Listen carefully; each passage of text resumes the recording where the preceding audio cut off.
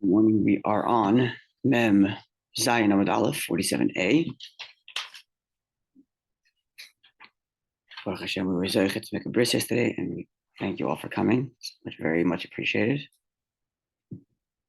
Every new neshama brings new brachas for everybody.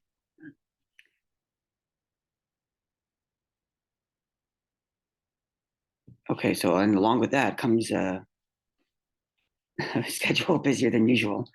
So I got to read through the Gemara ahead, but I didn't get to properly learn it and prepare it as I usually do. So we're going to learn this together.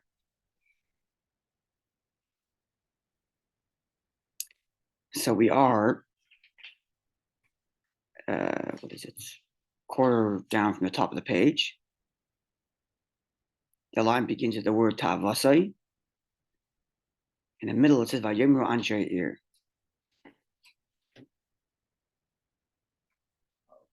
So the Gemara at this point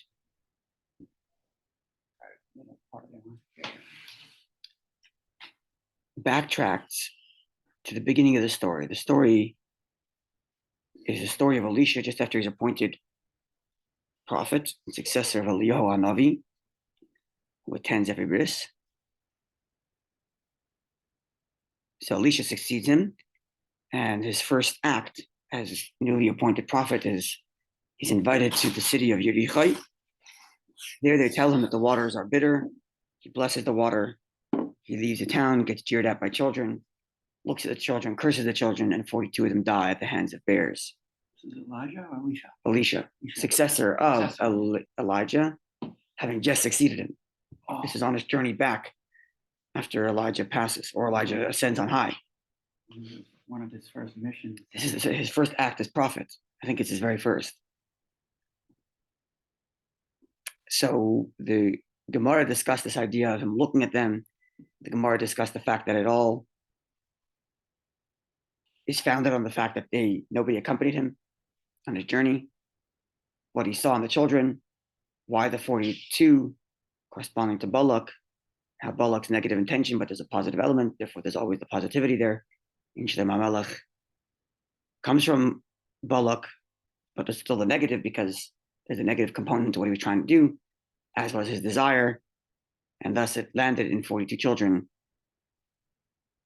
in their death, the death of these 42 children. This is where we are.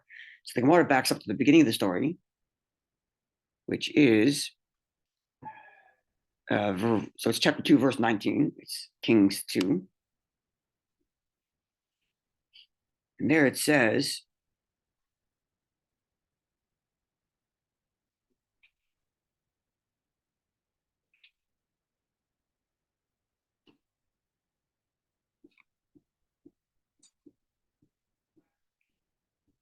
so it says like this in verse 19. And the people of the city said to Elisha, behold, the city is good, it's a good place to live in, as my Lord sees, but the water is bad and the land causes people to die. That's how they describe Yerichai. And then he says, take pure salt, and they put the salt in the water, and the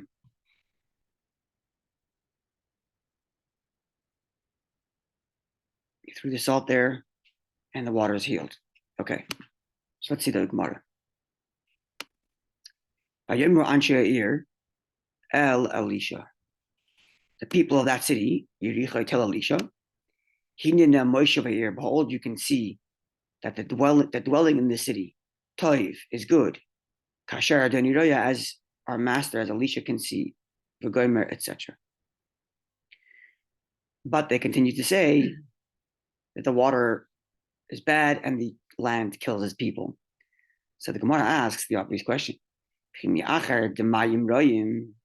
Considering that they just tell him that the water is bad, the eretz maskeles, and the land kills its people, then what's good about it? They tell Elisha, look, it's a good place to live, except for a small minor problem. We can't drink any water and people die from the land. Well, why is that a good place to live? Seems like a terrible place to live. Right? So what is the meaning of this invitation? Oh, this is a wonderful place to live, except for a minor detail. We can't drink anything and people die. That's a minor detail. Yeah, it's like, so why is the land good? Why is this place good to live? So Omar Rav Chanan says, Chen Mokim al Yoshvav. The grace of the place is upon its people. So explains Rashi, this is so beautiful. Afilu hura, I'm reading Rashi's words. Afilu hura, even though the place is bad, nira lehem toiv, it seems to them as a good place. So the grace of the place is on its people, meaning to say people convince themselves that the place is good even when it's not. So you could see this as positive or negative. You could see this as kind of delusional. People get delusional about the places they live in.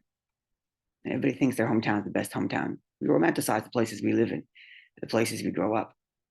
So Chen Mokim, the grace of the place is Al Yeshiv is on its people. And even when it's not good, they just think of it as good, or they assume it's good. Delusional. Or you could actually think of this in the positive. And how amazing is that? Even when things don't look so good, people have an ability to see the good, to assume it's good.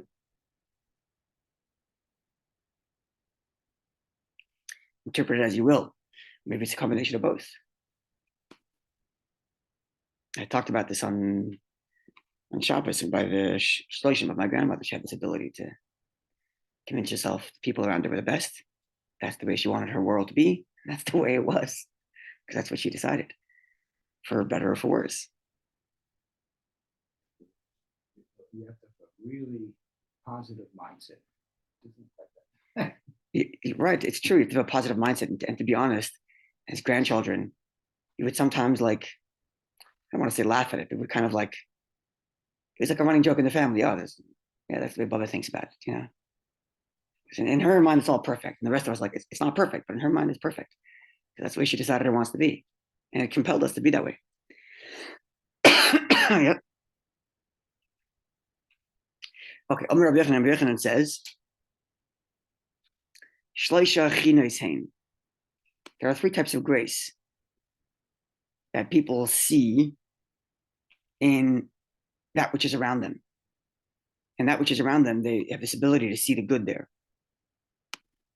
The first is, as you just noted, chen mokem al yeshvav. The grace of the place is on its people. The people are convinced the place is beautiful, even when it's not. Chen isha al baila. The grace of a woman, of a wife, is on her husband. And even if to people outside she doesn't look so appealing, whether in her physical appearance or in her characteristic appearance, but to the husband, she's a queen. She's the best. And number three is chen mikach al mikchai, the grace of a purchase on the purchaser. The person's always convinced he got the best deal. He has the best car. He has the best clothing. So again, this can be interpreted in the negative or the positive. This can be interpreted as delusion. People are delusional about it, and good for them. Let them be delusional so that they live through whatever they're dealing with. Or it could actually be so negative that the person actually ends up in a place that's an abusive relationship because they convince their spouse is the best and don't see the abuse they're taking. And the same thing is true of places. People live in horrible places under terrible conditions, and they're convinced their government's the best. There were people who were and are legitimately convinced that the communism that tortured them was amazing. It's like a Stockholm syndrome, right? There's a difference, I think, between looking at the situation positively and a situation where someone just learned helplessness and just sort of like the battered. So there's learned helplessness, and then there's delusion. We actually talk yourself into amazing. That's good. And one's positivity. I don't think. So I'm suggesting that's a spectrum. Yeah. I'm no sociologist or a psychologist. I'm sure there are studies on this, but I suggesting that's a spectrum. We have we have this ability to talk ourselves into the good of the reality around us. On its worst end, it leads to abuse. On its best end, it leads to the biggest and best positive outlook. And this is, the Gemara is putting that on three parts of life: where we live, who we live with, and what we have. The place we live in, our spouse, and the things we buy, the things we own. Meaning someone who's not on this spectrum at all is definitely not in a good place either. They're cynical about everything. The place they live is horrible. Everywhere else is better to live. Every other wife in the world is better than their wife, and everything they own is better. Everything everybody else owns is better than everything they own. That's a horrible place to live in. So if you're not on the spectrum, it's definitely not good for you. Yeah. Right? That's just a cynical, doom and gloom type living. Like this idea, I don't think the Gemara. I have no indication from the Gemara or from Rashi that necessarily the Gemara is speaking here in the positive or the negative. And I think it's a spectrum and how you use it.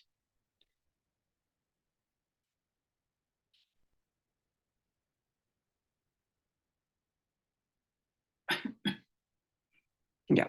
Okay.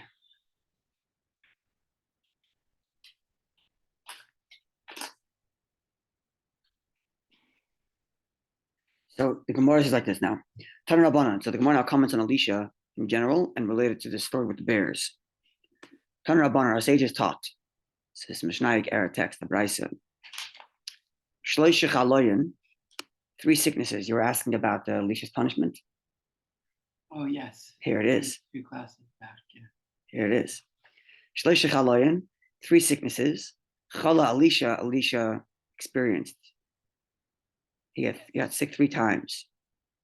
Echad, once he got sick, Shagira Dovin Bitunoikis, because of the story where he caused the bears to attack these children. So as a result of that sin, as Rashi puts it, Ba'avoin, that sin, yeah, Rashi calls it a sin. He got sick.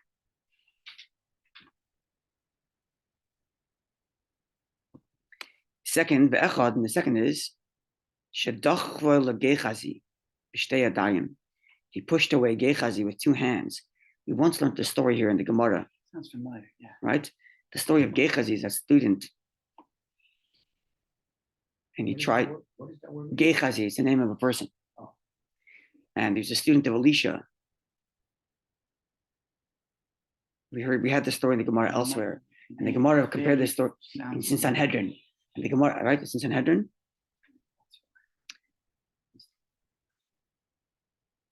And maybe even during one of the COVID classes, or he's doing it online. It's possible. And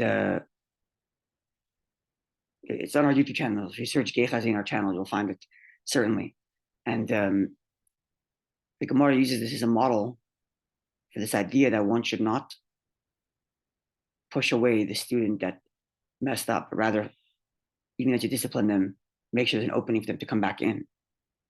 Right? The Gemara had this with the student of his name Yeshu, who was pushed away by one of the Tanoim, one of the scholars. Rabban Gamliel, and then they kicked them out. No. That wasn't Nasi. No. Not related to that story. No. And Gechazi, what was his story? He was on a mission for Elisha, and he didn't complete the mission as perfectly. Something to do with a foreigner and a conversion. This is all ringing bells.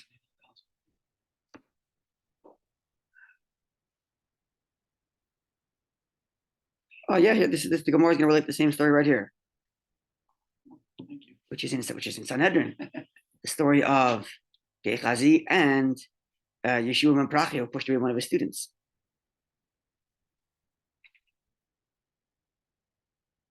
Yes, okay, so the Gemara can tell us the story. Yeah, which is in Sanhedrin, so we did learn it once. Okay, so he once got sick because of the story with the bears. He once got sick because he pushed away Gechazi with 2 hands, a student that messed up, and he completely pushed him away, giving him no opportunity to return. Gemara will tell us the story. The Echad, and the 3rd sickness, Shemesboy, that he died. His natural old age, he died. He died prematurely, it sounds. Not necessarily. What punishment is there if he just died natural? No, it doesn't say punishment. It says he got sick 3 times. Twice punishment and once, because that was the end of his life. It doesn't necessarily seem like it was a punishment that 3rd time. Oh. You know what Rashi writes here?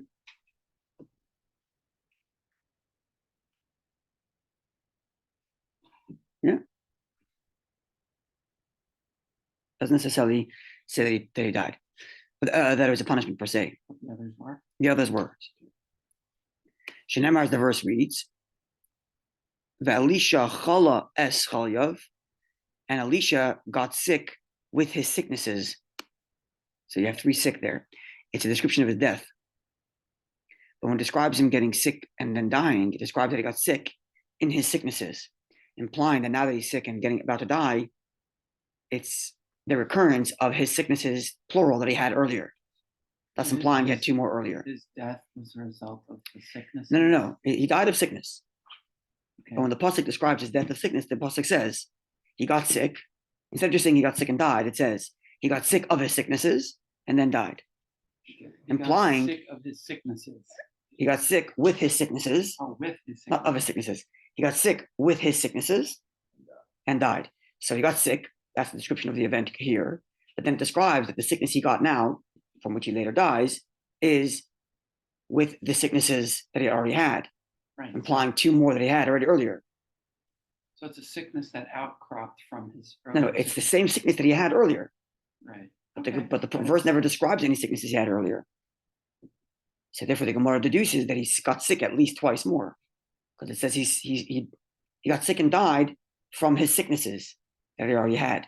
From the two previous sicknesses. The two previous sicknesses, and that's the Gemara deduces that it was two more times when he got sick. Once because of the story with the bears, and once because of the Gehazi story. Yeah. As the verse concludes, Hashem was from which he died. Okay, so now let's get to the story with Gehazi. Let's begin the story. Let's see how far we go.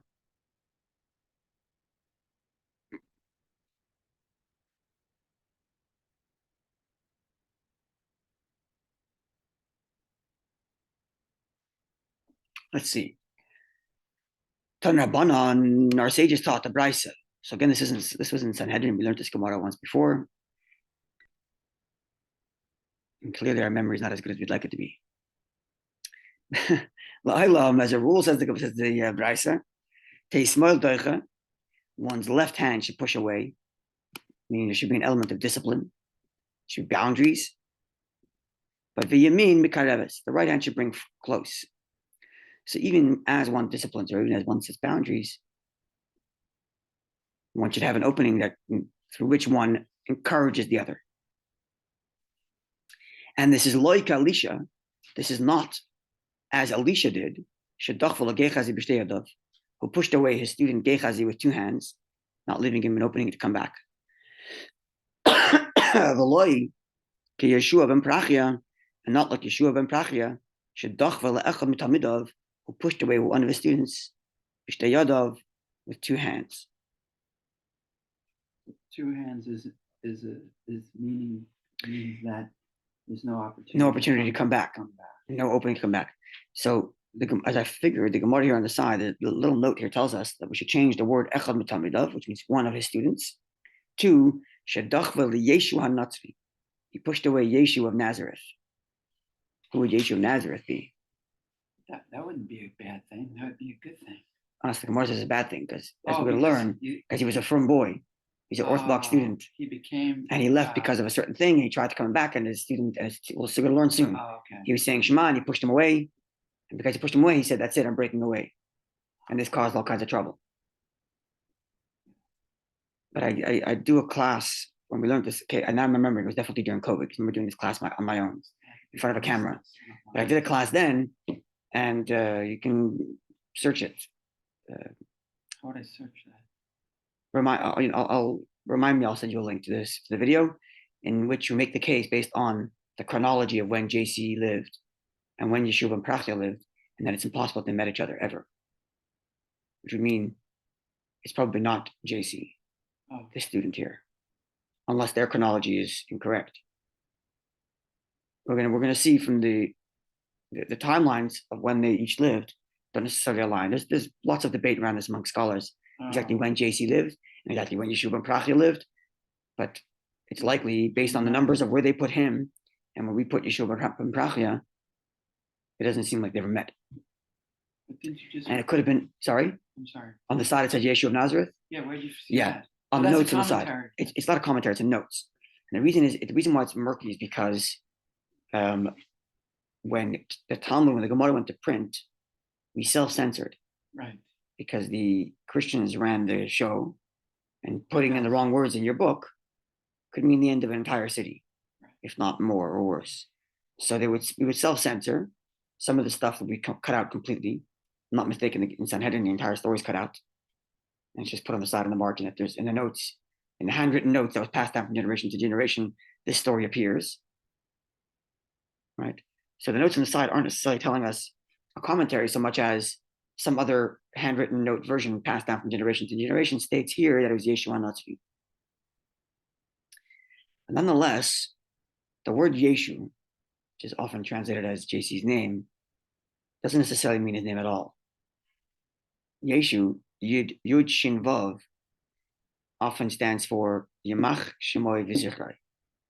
Let his name and memory be obliterated. Yamach, may be obliterated. Shemoy, his name, V'Zichrai, and his memory. Yamach Shemoy V'Zichrai. So Yeshu doesn't necessarily mean a specific person. It could just be some guy who caused a lot of problems and we're just nicknaming him Yeshu. So it doesn't have to be necessarily the same one, the same JC. Could have been lots of troublemakers, especially in a time of Roman occupation in Israel. There were lots of troublemakers, all of whom ended up on a cross. If Rome considered you a troublemaker, you were on a cross. Or if Rome suspected you of being a troublemaker, or if your neighbor said you were a troublemaker, you can end up on the cross. So we cannot conclusively state that this was actually JC. Who's a troublemaker. Yeshu could be a nickname for someone who's a troublemaker. Although here in the note, it says Yeshu HaNatzvi, which means Yeshu of Nazareth, which means there was another guy from Nazareth who caused trouble, which is also not completely out of the realm of possibility. Right. But it certainly would indicate that it's talking about JC. But again, I'll send you a link to that class where we go through the chronology and why it's likely that they never met. Yeshua and Parachia and JC never met. Okay, so this is what the Mishnah says. Don't be like these guys, Elisha and Yeshua and Parachia, who pushed away their students with two hands. Rather, even when you discipline and set boundaries, make sure you have the right hand open to welcome back. The right hand that brings close, even as you have the left hand that pushes away. Have you ever, sorry for the tangent, but have you ever experienced anything like that in yeshiva? We had some troublemakers that pushed away, but unfortunately, more than once. They were brought back though. Somewhere aren't. Unfortunately. Some were better than others at that. My personal experience is very good, but I've watched other boys who had a more difficult time. Yeah. Anyway, so here's the story. Let's begin with Elisha's story. Elisha Mahi. What was the story with Elisha and Gehazi? The Ksiv as the verse reads. So let's pull up the text on the screen. So I see the Gemara jumps from verse 23 to verse 25 to verse 26 in the same chapter. So I'm going to pull it up. It's Kings 2. Kings 2. If you want to get a book. Kings 2, chapter 5.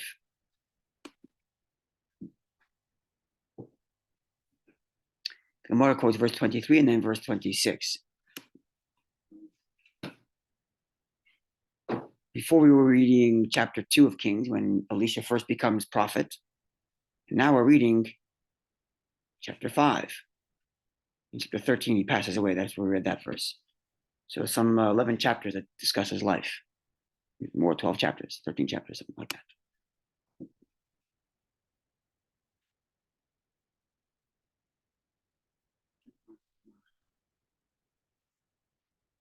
Okay. We should actually back up to get the full story here. Yeah, now it's coming back to me.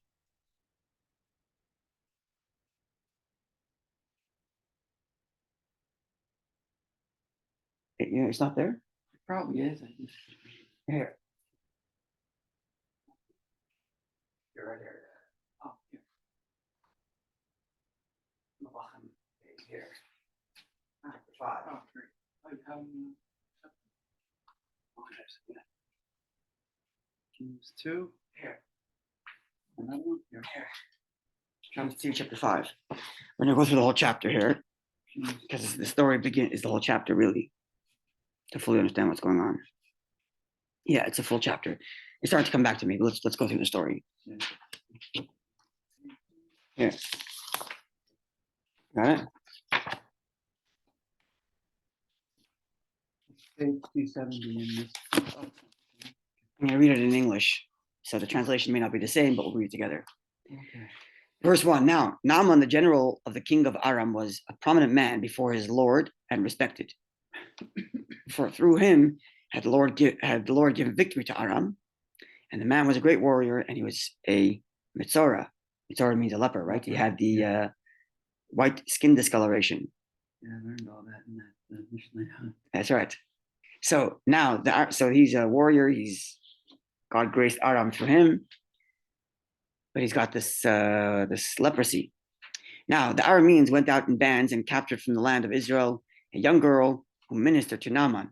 This is the verse, by the way, we quoted earlier. We had the contradiction. Naira Tana, a minor who's a lad, who was a young woman. And we explained that the word Tana, Naira, is because of the place where she came from. That's this verse.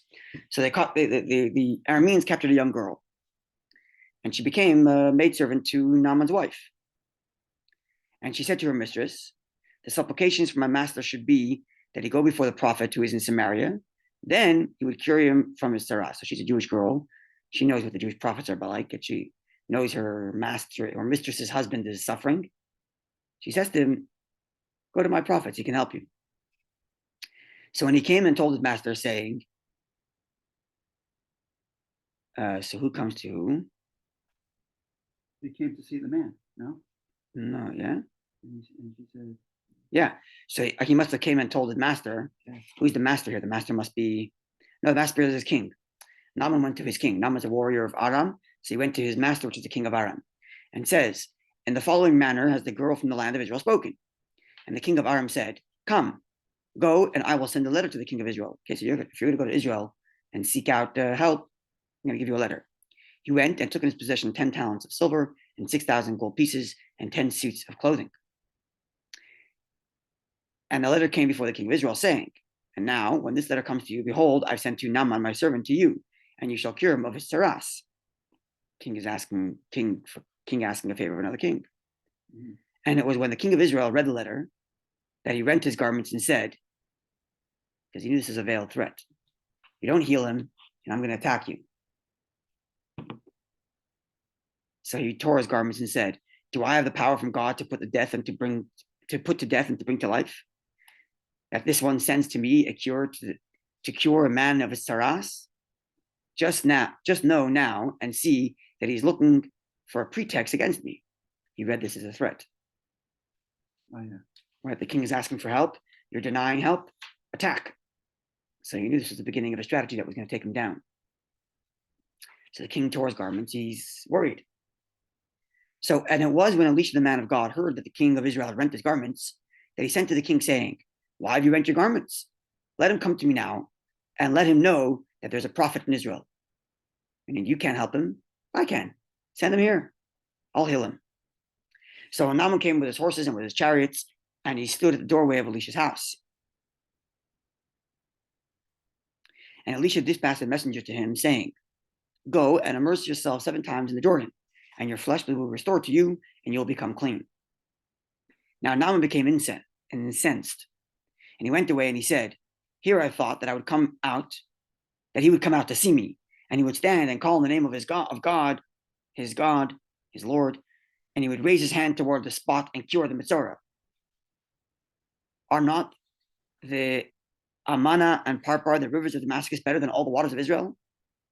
Will I not immerse myself in them and become clean? This is insulting, telling me to go to bathe in a river, as if I haven't bathed yet. I have rivers in my own country. I've bathed there. He didn't come, he thought he was going to come out, put his hands on him, do some spiritual thing, and make him cured. Better rivers. Or clean. Yeah, we have better rivers back at home. I don't need disguises visitors. Yeah. And he turned and went away in anger.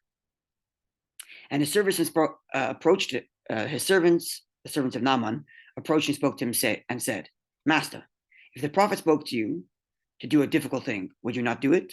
And surely since he said to you, immerse yourself and become clean, what's the big deal? Like, it's not as if he's asking you to do something crazy. If he told you, my price is X, would you pay it? You would, right? So he's asking you to dunk in a river. Okay, so dunk in a river, what's the big deal? What's it going to cost you? So He went down and immersed himself in the Jordan 7 times, according to the word of the man of God, and his flesh was restored like the flesh of a young lad, and he became clean.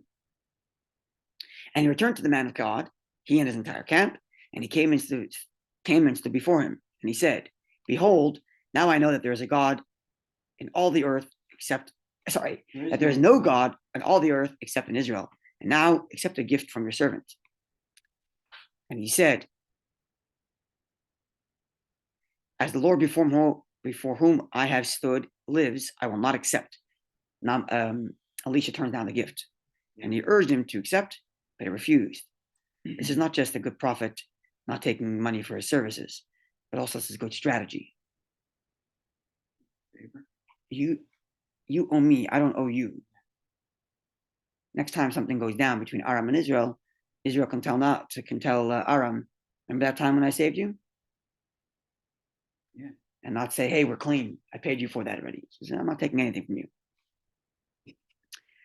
Verse 17, and Naaman said, Now, if only your servant be given a load of earth as carried by a team of mules, for your servant will no longer offer up a burnt offering or a sacrifice to other deities, but to the Lord.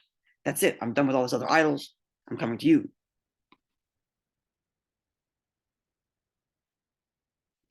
For this thing, may the Lord forgive your servant. When my master comes to Beth Rimmon to prostrate himself there, and he leans on my hand, and I will prostrate myself in Beth Rimmon. When I bow in Beth Rimmon, may the Lord forgive your servant for this thing. What is that? He has to do it, but he doesn't want to or something? This is Naaman speaking. He says, Forgive me for what he has to do it. I hope you don't mind that I'm taking this earth to build a sacrifice, to do a sacrifice. It seems like he had no intent to believe in it, but he has to do it nevertheless or something. Sure.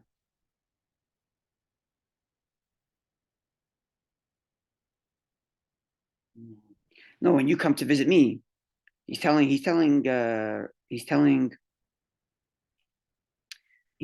Elisha that when you come to me and bow, you'll lean on my hand to bow, and then I'll be forgiven for that. Not sure exactly. Let's pull up Rashi here. Let's see if they any more commentary in the book there. Let me see. It says here, the king of Aram, that's master. Rimmon is the god of the Arameans. The Assyrian god of thunder. Lean on my hand as a mark of favor when I accompany him. Not as a believer in Rimmon. Beth Rimmon is actually an idol worship. To the king. But, he's doing it out of deference to the king. He's telling Elisha, when I go to Beth Rimmon, I'm going to be bound these idols, but please forgive me because I don't mean it. I don't have any choice. I have to do it. Okay, there we go. So it's not God he's bowing down to. It's an idol. Not to the Rimmon god. Right. Out of deference to the king. Okay.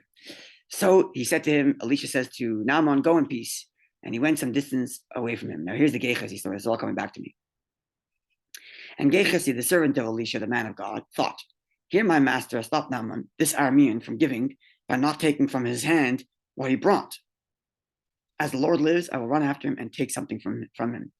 The student, Gehazi, can't believe that he turned down all this gold and silver. He's like, oh my gosh, what an opportunity. We lost all this money. I'm going to go take some. And Gehazi chased after Naaman, and Naaman saw him running after him. And he leaned over off the chariot toward him and said, is all well? Naaman recognized Gehazi as a student of Elisha, who was there probably during the whole exchange earlier. And he says, what's up? So, and he said, Gehazi says back to Naaman, all is well. My master, he lied now. He said, my master, meaning Elisha, sent me saying, here, just now 2 youths have come to me from Mount Ephraim, of the disciples of the prophets, meaning they're in my school, my yeshiva of prophets. Please give them a talent of silver and 2 suits of clothing. So Gehazi can't tell Naaman, my master changed his mind and he wants the money. Right. Naaman wouldn't buy that. Right. So he says, told him to go. Two paupers just showed up. Two of his students who he's looking after just showed up, and he realizes they're short. So he sent me to come to you to get a little bit just to help these guys out. And Naaman said, please take 2 talents. And he urged him, and he tied 2 talents of silver in 2 pockets and 2 suits of clothing. And he gave his 2 servants, and and they carried them before him. So not only did he give the gold and the silver and the clothing, but he actually gave 2 servants along with them. So he gave more gifts. So when he came to a secret place, meaning Gehazi came to a secret place, and he took them from their hands. He took the silver and the clothing and deposited them in the house, and he dismissed the men, the servants, and they went away. Okay, and he came and stood before his master. He didn't say anything, obviously, but can't really hide anything from a prophet. So Elisha said to him, "Whom are you coming from, Gehazi?" And he said, "Your servant has gone neither here nor there. I didn't do anything." And he said to him, Did my heart not go when a man turned around off his chariot toward you? Is it time to take the silver and to buy clothes and olive trees and vineyards and sheep and cattle and slaves and maidservants?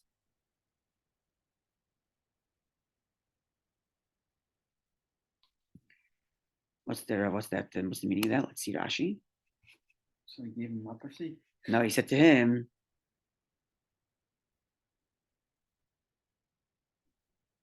Did my heart not go when a man turned around off his chariot toward you? Meaning, was I not there? Did my heart not see the fact that there was a man, a Naaman, who turned around off his chariot to look at you? Like, I know what happened. Now, is this really a time to be rich?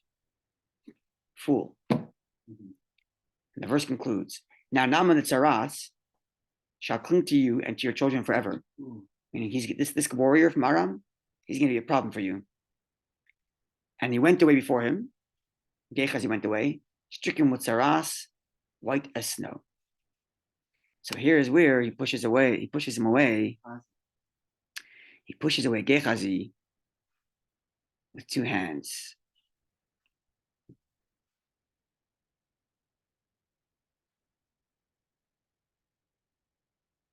Yeah. But then there's a trouble that happens to Gehazi later that we're going to learn. Okay, tomorrow we'll look later in some chapters later with the Gemara's commentary, how Gehazi actually wants to do teshuvah. And Elisha wouldn't accept his teshuvah. And that caused the whole trouble. That's the pushing with the second hand. Yeah. Yeah. Right, and the same thing he did with Yeshua and Prachia. He's going to push away his student Yeshu. And then when Yeshu tries to come back and do teshuvah, he pushes him away again. Actually, in the case of Yeshua and Prachia, yeah, if I remember correctly, in the case of Yeshua and Prachia, he actually wanted to, but he motioned to him like, wait a minute, in the middle of saying Shema. And Gehazi assumed, the student Yeshu assumed that he meant, get out of here. Wow. So we'll see more of that God willing in the coming days. Okay, wonderful day, Eden.